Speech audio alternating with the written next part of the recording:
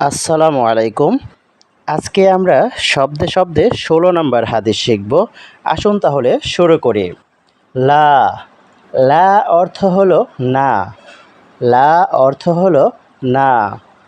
ইয়াদখুলু, ইয়াদখুলু অর্থ প্রবেশ করবে। ইয়াদখুলু অর্থ প্রবেশ করবে। আল জান্নাতা অর্থ জান্নাত। আল জান্নাতা অর্থ জান্নাত। জাসাদুন, জাসাদুন অর্থ শরীর। জাসাদুন অর্থ শরীর। গুদিয়া, গুদিয়া অর্থ লালিত পালিত হয়েছে। গুদিয়া লালিত পালিত হয়েছে। বিল হারমি, হারাম দ্বারা। বিল হারমি অর্থ হারাম দ্বারা।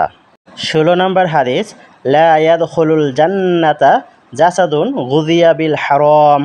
লা ইয়াদখুলুল জান্নাতা জাসাদুন গুদিয়া বিল হারম। লা ইয়াদখুলুল জান্নাতা জাসাদুন গুদিয়া বিল হারম। যাদের আরবি পড়তে সমস্যা মনে হয় তাদের জন্য বাংলায় উচ্চারণ দেওয়া হয়েছে, আপনারা উচ্চারণ দেখেও পড়তে পারেন। আসুন আমরা ১৬ নম্বর হাদিসের বাংলা জেনে নেই।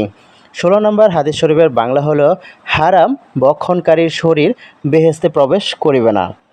হারাম বক্ষণকারীর শরীর বেহেশতে প্রবেশ করিবে না। আ বডি অর্থ একটি শরীর। আ বডি অর্থ একটি শরীর।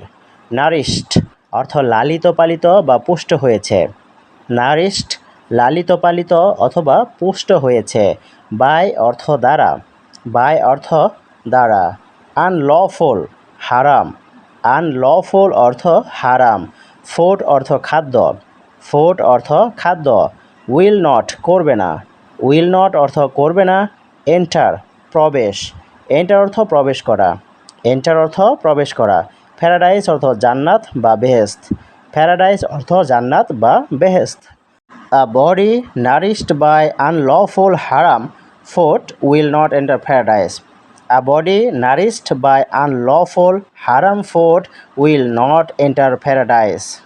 আল্লাহ তাআলা আমাদেরকে এই হাদিসের উপর আমল করার তৌফিক দান করুন। আমিন।